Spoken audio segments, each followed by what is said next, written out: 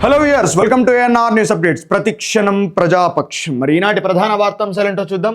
ముందుగా ఈనాడు దినపత్రిక పరిశీలిస్తే, ప్లే స్కూళ్ల తరహాలో అంగన్వాడీలు 3వ తరగతి వరకు అక్కడే విద్యాబోధన, ప్రతి కేంద్రానికి ఒక టీచర్ నియామకం, 4 నుంచి 12వ తరగతి వరకు సెమీ రెసిడెన్షియల్ బడులు, విద్యా వ్యవస్థలో విప్లవాత్మక మార్పులు తెస్తాం, విద్యావేత్తలు విశ్రాంత ఐఏఎస్ అధికారులతో సీఎం రేవంత్ రెడ్డి భేటీ, త్వరలో విద్యా వ్యవసాయ కమిషన్లు ఏర్పాటు చేస్తామని వెల్లడి. ప్లే స్కూళ్ళ తరహాలో అంగన్వాడీలను తయారు చేయడం కాదు, అంగన్వాడీ టీచర్లు అదేవిధంగా ఆయాల యొక్క వారి యొక్క స్థితిగతులను, ఆ జీతాలను వాళ్ళను క్రమబద్ధీకరించడం అనే విషయాల మీద కూడా మీరు ఖచ్చితంగా దృష్టి పెట్టాల్సినటువంటి అవసరం ఉంది.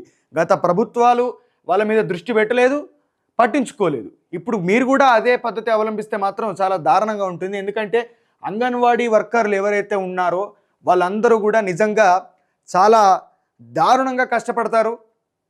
ప్రభుత్వానికి సంబంధించినటువంటి ప్రతి కార్యక్రమంలో కూడా వారి యొక్క భాగస్వామ్యం ఉంటుంది. వాళ్ళను తీవ్రంగా మరి అక్కడ ఉన్నటువంటి అధికారులు వాళ్ళ మీద వర్క్ ప్రెషర్ అనేది చాలా తీవ్రంగా పెడతారు. కేవలం అంగన్వాడీ టీచర్లు అంటే కేవలం ఆ భవనానికి ఆ స్కూల్కి మాత్రమే పరిమితం కారు. ఎందుకంటే వాళ్ళని ఎలక్షన్ డ్యూటీలో యూజ్ చేసుకుంటారు, ఆ తర్వాత జనాభా లెక్క లాంటి మిగతా కార్యక్రమాలు అన్నింటిలో కూడా వాళ్ళని యూజ్ చేసుకుంటారు. ప్రభుత్వానికి సంబంధించినటువంటి పథకాలను ప్రచారం చేయడంలో కూడా అంగన్వాడీ టీచర్లను వాళ్ళు ఖచ్చితంగా యూజ్ చేసుకుంటారు. కాబట్టి మీరు తప్పకుండా వాళ్ళకు సరైనటువంటి స్కేల్ ఇవ్వడంలో కావచ్చు, లేకపోతే బెనిఫిట్స్ ఇవ్వడంలో కావచ్చు, కనీస భద్రత, ఎందుకంటే వాళ్ళకు ఉద్యోగ భద్రత అనేది లేదు అంగన్వాడీ టీచర్లకు. ఒక అంగన్వాడీ వర్కర్, టీచర్ ఆర్ ఆయా ఎవరైనా సరే అకాల మరణానికి గురైతే మాత్రం వాళ్ళకు ఒక గ్రాట్యుటీయో లేకపోతే కనీసమైనటువంటి ఒక ఇన్సూరెన్స్ అనేది వాళ్ళకు వచ్చే పరిస్థితి లేదు. ఇంతవరకు వచ్చినటువంటి వ్యక్తులు కూడా లేరు. అలాంటి పరిస్థితుల్లో అంగన్వాడీ వ్యవస్థ ఉంది. కాబట్టి దాని గురించి ప్రత్యేకమైనటువంటి దృష్టి పెట్టాలని చెప్పి ముఖ్యమంత్రి గారిని కోరుకుంటున్నాం. ఎందుకంటే దీన్ని శ్రమ దోపిడీ అంటారు. మళ్ళీ దగ్గుత మీటింగు, తుమ్మిత మీటింగు వాళ్ళకు. శాసనసభ సమావేశాల్లో స్కిల్ యూనివర్సిటీ బిల్లు, ప్రభుత్వ ప్రైవేటు భాగస్వామ్యంతో ఏర్పాటు, ఏటా 20,000 మందికి నైపుణ్య శిక్షణ, ముసాయిదాపై సీఎం డిప్యూటీ సీఎంల చర్చ. వస్తే మంచిదే, ఖచ్చితంగా ఆహ్వానించదగ్గ విషయమే అది. గ్రూప్ 2 రాత పరీక్ష వాయిదా, నోటిఫికేషన్ వచ్చాక ఇది 4వసారి. డిసెంబర్లో నిర్వహిస్తామన్న టీజీపీఎస్సీ, సిడిపిఓ, ఈఓ పోస్టుల రాత పరీక్షలు కూడా రద్దు. మరి ప్రభుత్వం దిగొచ్చిందన్నట్టే చెప్పాలి. గ్రూప్ 2 రాత పరీక్ష వాయిదా పడ్డట్టుగా టీజీపీఎస్సీ మరి అనౌన్స్ చేసింది. మరి ఆగస్టు 7, 8 తేదీల్లో జరగాల్సినటువంటి ఈ పరీక్షలు రీషెడ్యూల్ చేస్తూ డిసెంబర్లో నిర్వహిస్తామని చెప్పి మరి ప్రభుత్వం టీజీపీఎస్సీ నిర్ణయం తీసుకున్నట్టుగా మరి ఇక్కడ ప్రధాన వార్తాంశాన్ని ఈనాడు దినపత్రిక ప్రచురించింది. గొల్లుమన్న పల్లెలు, పెద్దవాగు ప్రాజెక్టుకు 25 చోట్ల గండ్లు, అశ్వరావుపేట మండలంలో ముంపు ప్రాంతాలు జనజీవనం అస్తవ్యస్తం, చీకట్లోనే పలు గ్రామాలు, పంట పొలాల్లో ఇసుక మేటలు, కొట్టుకుపోయిన పశువులు. పెద్దవాగు ప్రాజెక్టుకి మరి గండ్లు పడడంతో మరి ఆ తీరం వెంబడున్నటువంటి అనేక ప్రాంతాలు, మరి ఆ ముంపులో ఉన్నటువంటి అనేక ప్రాంతాల్లోని జనజీవనం చాలా దారుణమైనటువంటి స్థితిలో ఉన్నదన్నట్టుగా ఇంకొక వార్తని ఇక్కడ మనం చూస్తున్నాం. మరి అక్కడ అధికారులు తొందరగా సహాయక చర్యలను ప్రారంభించి అక్కడ ఉన్నటువంటి ప్రజలకు రక్షణ కల్పించాలి. 6 జిల్లాల్లో కుండపోత, భూపాలపల్లి జిల్లా పెద్దంపేటలో 20.7 సెంటీమీటర్ల వర్షపాతం నమోదు, పలు చోట్ల కొట్టుకుపోయిన రోడ్లు కొట్టుకుపోవడం అనేది భారతదేశంలో చాలా సహజమైనటువంటి విషయం. ఎందుకంటే కాంట్రాక్టర్లు ఎవరైతే ఉంటారో వాళ్ళు ఖచ్చితంగా 70% దీని 30% పనిచేసినప్పుడు ఖచ్చితంగా కొట్టుకోపోవాల్సినటువంటి పరిస్థితి ఏర్పడుతుంది. అప్పుడు దాని గురించి ప్రజలు అడిగినా, కొన్నిసార్లు గొడవలు పెట్టినా కానీ అధికారులు మేము హామీ ఇస్తారు, పక్క తప్పుకుంటారు అంతే. అంతకు మించి చేసింది ఏం లేదు, చేయగలిగింది ఏం లేదు. అల్లకల్లోలం, విండోస్లో సాంకేతిక సమస్య, ప్రపంచవ్యాప్తంగా కలకలం, ఆగిపోయిన 100ల కొద్ది విమానాలు, విమానాశ్రయాల్లో ప్రయాణికుల గగ్గోలు, బ్యాంకింగ్ సేవలకు కుదుపు, స్టాక్ మార్కెట్లకు భారీ దెబ్బ, మూగబోయిన మీడియా, క్రౌడ్ స్ట్రైక్ అప్డేట్తో తలెత్తిన సమస్య, భారత్లో ప్రభావం కొంత తక్కువే, సమస్యను పరిష్కరించామన్న దిగ్గజ టెక్ సంస్థ. మైక్రోసాఫ్ట్లో ఏర్పడినటువంటి ఒక సాంకేతిక లోపం వల్ల కొద్ది గంటల పాటు మరి ఆ ప్రభావం అనేది ప్రపంచవ్యాప్తంగా అన్ని రంగాల మీద పడింది.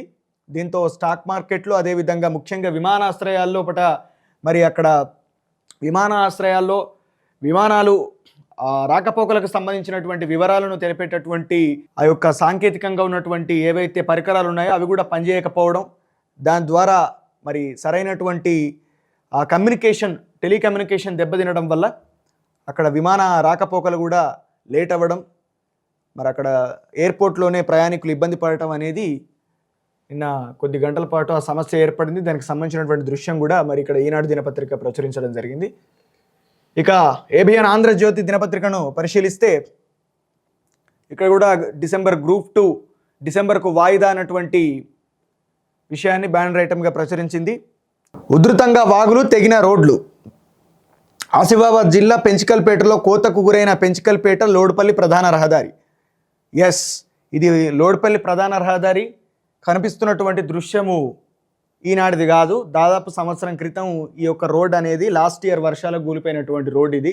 దాన్ని ఇంతవరకు కూడా బాగు చేసేటటువంటి నాదుడు లేడు. ఇది ఇప్పుడు తెగిపోయినటువంటి రోడ్ కాదు. ఏబిఎన్ ఆంధ్రజ్యోతి దీన్ని ప్రచురించింది నిజంగానే, ఈ దృశ్యాన్ని ఇక్కడ పెట్టింది. కానీ ఇది దాదాపు మేము అక్కడికి స్వయంగా వెళ్ళి ఈ యొక్క రోడ్డు పరిస్థితిని వీక్షించాం అప్పుడు.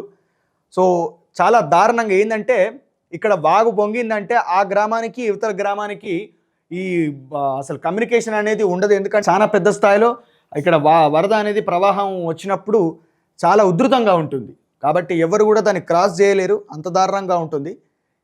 ఒక ట్రాక్టర్ కూడా ఇందులో పడి ఆ వ్యక్తి మరణించడం కూడా జరిగింది. అది కూడా చాలా దారుణంగా ధ్వంసం అవ్వడం కూడా జరిగింది. ఇలాంటి ప్రమాదాలు చాలా జరుగుతున్నాయి అక్కడ. ఇట్లా రోడ్లు కొట్టుకుపోవడం, లేకపోతే పూర్తిగా రోడ్లే లేనటువంటి పరిస్థితి కూడా ఆసిఫాబాద్ జిల్లాలో ఆసిఫాబాద్ జిల్లాలో ఉన్నటువంటి పరిస్థితి అది. ఖచ్చితంగా దానికి త్వరితగతిన పరిష్కారం చూపించాల్సినటువంటి అవసరం ఉంది. ప్రభుత్వాలు దాన్ని ఇప్పటివరకు కూడా పట్టించుకోకపోవడం, లోకల్ ఎమ్మెల్యేలైనా దీని గురించి పట్టించుకొని ప్రభుత్వానికి ఆ సమస్యలు చెప్పకపోవడం అనేది నిజంగా అది దారుణమైనటువంటి విషయం. పెద్దవాగు ఖాళీ, ప్రాజెక్టుకు గండి, 20 కోట్ల నష్టం. గుబ్బల గంగమ్మ అటవీ ప్రాంతంలో 31 సెంటీమీటర్ల వర్షం, భారీ వరద, 200కు పైగా పశువుల మృత్యువాత, నిరాశ్రయులైన 2 గ్రామాల ప్రజలు, వేలాది ఎకరాల్లో పంట నష్టం. ఆ పెద్దవాగు పంటున్నటువంటి ఆ తుమ్మిడిహెట్టి ఇంకొకటి జగన్నాథపురం ప్రాజెక్టును ఇంతవరకు అసలు దాన్ని ముట్టినోడు లేడు, చేసినోడు లేడు. రాజశేఖర్ రెడ్డి సగం కట్టించి పెడితే తర్వాత కేసీఆర్ పట్టించుకోలేదు. యుద్ధ ప్రాతిపదికన మేము ప్రాజెక్టులను కంప్లీట్ చేస్తాము, కొత్త ప్రాజెక్టులను కడతామని చెప్తున్నటువంటి రేవంత్ రెడ్డి గారి యొక్క జాబితాలో మరి ఈ ప్రాజెక్టులు ఉన్నాయో లేవో కూడా తెలియదు. ఎందుకంటే గండి పడితే దారుణం కదా, గ్రామాల మునిగిపోయేటటువంటి అవకాశం ఉంటుంది. కాబట్టి వాటన్నిటిని కూడా పటిష్టపరచవలసినటువంటి అవసరం గవర్నమెంట్ మీద బాధ్యత ఉన్నది. అధ్యక్ష రేసు నుంచి బైడెన్ అవుట్, నేడో రేపో స్వీయ ప్రకటన. కమలా హ్యారిస్కు మాత్రం మద్దతు ఇవ్వనంటున్న ప్రెసిడెంట్, రిపబ్లికన్ వర్గాల వెల్లడి. ఇక నమస్తే తెలంగాణ పత్రికను పరిశీలిస్తే మైక్రోసాఫ్ట్ విపత్తు అంటూ మరి ఆ సాంకేతిక సమస్య గురించే ఇది కూడా బ్యానర్ ఐటమ్గా ప్రచురించడం జరిగింది. మాఫీకి మరో మెలిక, రుణమాఫీ కాకుంటే ఫిర్యాదు చేయాలట, నెల రోజుల్లో చేస్తామంటున్న సర్కార్. 1,00,000 లోపు అందరికీ పూర్తి చేశామంటున్న ప్రభుత్వం, కానీ వారు ఏఈఓలను సంప్రదించాలని సూచన. మాఫీ కాక జాబితాల్లో పేర్లు లేక రైతుల్లో ఆందోళన, బ్యాంకర్లు అధికారుల చుట్టూ అన్నదాతల చక్కర్లు. మరో లిస్టు వస్తుందంటూ తిప్పి పంపుతున్న బ్యాంకర్లు, రుణగ్రహీతల సమాచారం అంతా బ్యాంకుల దగ్గరే. అయినా ఇన్ని లోపాలు ఎట్లా జరిగాయని రైతుల ప్రశ్న. శక్తి కొద్ది చేస్తాంటారు కదా, మరి ఖచ్చితమైనటువంటి ప్లానింగు, ఖచ్చితమైనటువంటి ఒక క్రమ పద్ధతిలో చేయాల్సినటువంటి ఈ రుణమాఫీని తొందరపడి ఎందుకు ఈ విధంగా చేయాల్సినటువంటి పరిస్థితి వస్తుంది అంటే షరతు. హరీష్ రావు గారు సవాల్ ఇసిరేరు కాబట్టి మరి దాన్ని స్వీకరించి ఖచ్చితంగా హరీష్ రావు గారు రాజీనామా చేస్తా అన్నారు కాబట్టి బుద్ధి చెప్పాలన్నటువంటి ఉద్దేశంతో ఈ విధంగా చేశారు. రుణమాఫీపై చెప్పిందెంత చేసిందెంత, రైతులను దగా చేసిన రేవంత్, ఏదో ఘనకార్యం చేసినట్టు సంబరాలు ఎందుకు, కొండంత అవి ఎలుకను పట్టినందుక, మాజీ మంత్రి ప్రశాంత్ రెడ్డి. మీరేం చేసిరు మరి? నర్సింగ్ బదిలీల్లో రచ్చ, లాంగ్ స్టాండింగ్ జాబితా నుంచి పేర్లు మాయం, ఖాళీ పోస్టుల జాబితాను ప్రదర్శించని అధికారులు, బదిలీ కౌన్సిలింగ్లో చిచ్చుపెట్టిన సిఫార్సు లేఖలు, పెద్ద ఎత్తున డబ్బు చేతులు మారినట్టు ఆరోపణలు, ఉస్మానియా మెడికల్ కాలేజీలో నర్సుల ఆందోళన, డిపిహెచ్ ఘెరావ్, కోటిలో రాత్రి దాకా రాస్తారోకో, నిరసనలతో కౌన్సిలింగ్ నిలిపివేసినటువంటి అధికారులు, బదిలీలో అవకతవకలు జరిగాయని ఆరోపిస్తూ శుక్రవారం రాత్రి కోటిలోని ఉస్మానియా మెడికల్ కాలేజీ ముందు రాస్తారోకో చేపట్టినటువంటి నర్సులు. మరి ఇవి ఈనాటి ప్రధాన వార్తాంశాలు. మరి ఇలాంటి న్యూస్ కోసం లైక్ చేయండి, షేర్ చేయండి, సబ్స్క్రైబ్ చేయండి. Stay tune to ANR news updates. ప్రతిక్షణం ప్రజాపక్షం. Thank you.